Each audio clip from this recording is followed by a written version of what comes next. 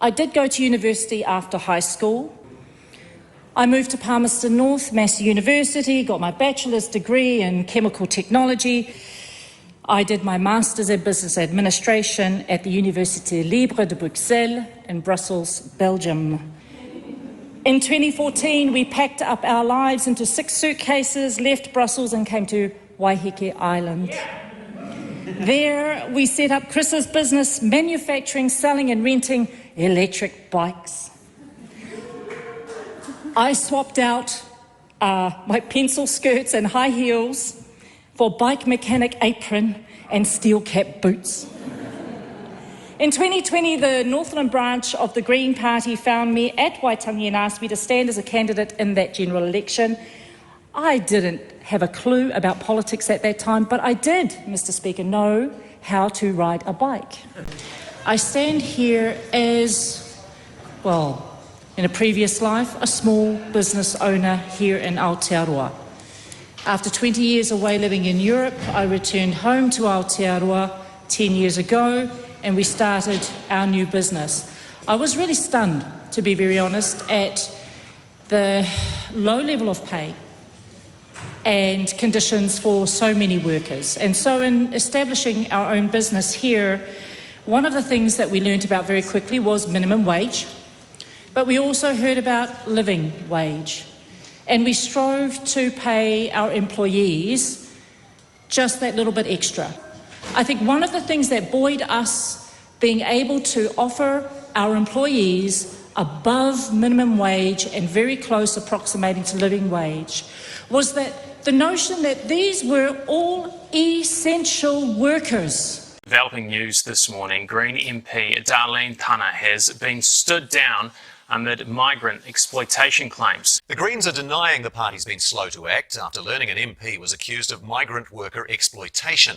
Darleen Tana has been stood down and an investigation is underway. New Green MP Darleen Tana speaking of life with husband Christian Hoff-Nielsen in her parliamentary maiden speech just last month. We set up Chris's business, manufacturing, selling and renting electric bikes. We've taken the immediate action once new information came to us yesterday to stand Darleen down from MP duties and to run an independent investigation. But there are questions over the Greens' handling of the issue. On February 1st, Darleen Tana told the party co-leaders of a formal complaint against her husband's business. A week later, a second complaint from another worker. This time it mentioned the MP. She was stood aside from her small business portfolio. And it was only yesterday, following media inquiries, she was suspended. We needed to be sure of what Darleen knew and when and what her involvement was. By the time of this speech, the MP and her then co-leaders were already aware Darleen Tana and her husband were facing claims of migrant worker exploitation. It's been really, really hard on him.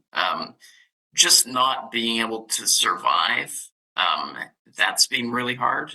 It's claimed he began working for the e-bike business in September 2022 on a visitor visa and was paid in cash until he received a work visa a year later. It's claimed he's owed at least $10,000 in unpaid wages and annual leave, plus compensation for lost earnings. Kia ora, good evening. Green MP Darleen Tana has been suspended and the party has hired an independent lawyer to investigate allegations she was involved in migrant exploitation. A worker at her husband's e-bike company has taken a complaint to the Employment Relations Authority, claiming he's owed tens of thousands of dollars in unpaid wages and holiday pay. The Green Party is one of the most vocal when it comes to migrant exploitation, but kept the allegations they knew about quiet for 6 weeks. We will always be upfront when we are clear exactly what it is we are dealing with. We strove to pay our employees just that little bit extra. I think one of the things that buoyed us being able to offer our employees above minimum wage and very close approximating to living wage